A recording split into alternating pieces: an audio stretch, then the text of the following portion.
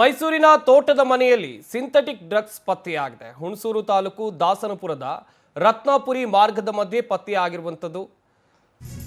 ಮೈಸೂರಿನ ತೋಟದ ಮನೆಯಲ್ಲಿ ಸಿಂಥೆಟಿಕ್ ಡ್ರಗ್ಸ್ ಪತ್ತೆಯಾಗಿದೆ. ಹುಣಸೂರು ತಾಲೂಕು ದಾಸನಪುರ ರತ್ನಪುರಿ ಮಾರ್ಗದ ಮಧ್ಯೆ ಪತ್ತೆಯಾಗಿರುವಂಥದ್ದು.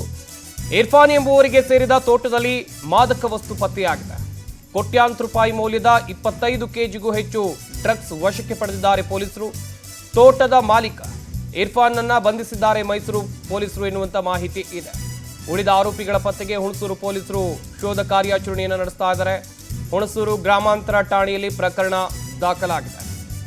ಕೆಲ ದಿನಗಳ ಹಿಂದೆ ಮೈಸೂರಿನಲ್ಲಿ ಮಹಾರಾಷ್ಟ್ರ ಮತ್ತು ದೆಹಲಿ ಪೊಲೀಸರು ಭರ್ಜರಿ ಕಾರ್ಯಾಚರಣೆಯನ್ನು ನಡೆಸಿ ಡ್ರಗ್ಸ್ ಫ್ಯಾಕ್ಟರಿ ಇರೋದನ್ನ ಪತ್ತೆ ಮಾಡಿದ್ರು.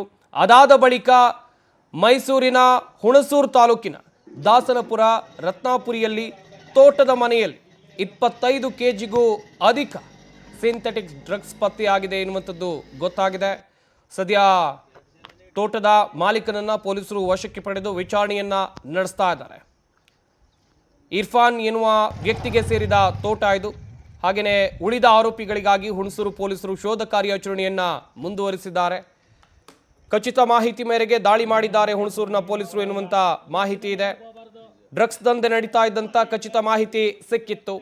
ಹೀಗಾಗಿ ಮನೆಯಲ್ಲಿ ದಾಸ್ತಾನು ಮಾಡಿದ್ದ ಸಿಂಥೆಟಿಕ್ ಡ್ರಗ್ಸ್ ಅನ್ನ ವಶಕ್ಕೆ ಪಡೆದುಕೊಂಡಿದ್ದಾರೆ. ಸದ್ಯ ಆರೋಪಿಯನ್ನ ಬಂಧಿಸಲಾಗಿದೆ. ತೋಟದ ಮಾಲೀಕನನ್ನ ಬಂಧಿಸಲಾಗಿದೆ.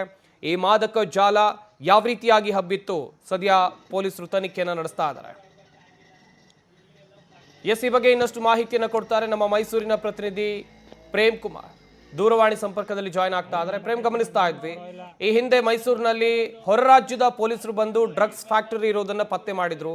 ಈಗ 25 ಕೆಜಿಗೂ ಅಧಿಕ ಡ್ರಗ್ಸ್ ಅನ್ನ ವಶಕ್ಕೆ ಪಡೆಯಲಾಗಿದೆ. ಹಾಗೇನೆ ಪೊಲೀಸರ ಈ ಕಾರ್ಯಾಚರಣೆ ಹೆಂಗಿತ್ತು, ಹಾಗೇನೆ ಯಾವ ಮಾಹಿತಿ ಆಧಾರದ ಮೇಲೆ ಇಲ್ಲಿ ರೇಡ್ ಆಗಿದೆ?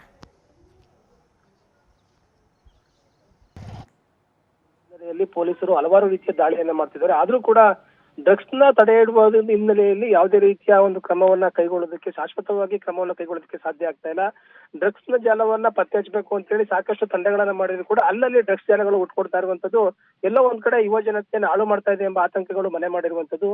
ಮೈಸೂರು ಭಾಗದಲ್ಲಿ ಕೆಲವು ದಿನಗಳ ಹಿಂದಷ್ಟೇ ಫ್ಯಾಕ್ಟರಿಗಳು ಅಂದ್ರೆ ಮಹಾರಾಷ್ಟ್ರ ಮತ್ತೆ ದೆಹಲಿ ಪೊಲೀಸರು ಬಂದು ದಾಳಿ ಮಾಡಿದಂತ ಸಂದರ್ಭದಲ್ಲಿ ಡ್ರಗ್ಸ್ ಫ್ಯಾಕ್ಟರಿಗಳು ಪತ್ತೆಯಾಗಿತ್ತು. ಈ ಹಿನ್ನೆಲೆಯಲ್ಲಿ ಮೈಸೂರಿನ ಒಳಭಾಗದಲ್ಲಿ ಅಂದ್ರೆ ನಗರ ಪ್ರದೇಶಗಳಲ್ಲಿ ಮಾತ್ರ ಹಂಚಿಕೆ ಆಗ್ತಾ ಇತ್ತು ಎಂಬ ಡ್ರಗ್ಸ್ ಏನು ಒಂದು ಹೇಳಿಕೆ ಇತ್ತು. ಅದನ್ನ ಹೊರತುಪಡಿಸಿದ್ರೆ ಈಗ ಗ್ರಾಮಾಂತರ ಪ್ರದೇಶಗಳಿಗೂ ಕೂಡ ಈ ಡ್ರಗ್ಸ್ ನ ಜಾಲ ಮುಂದುವರೆದಿರುವಂತದ್ದು.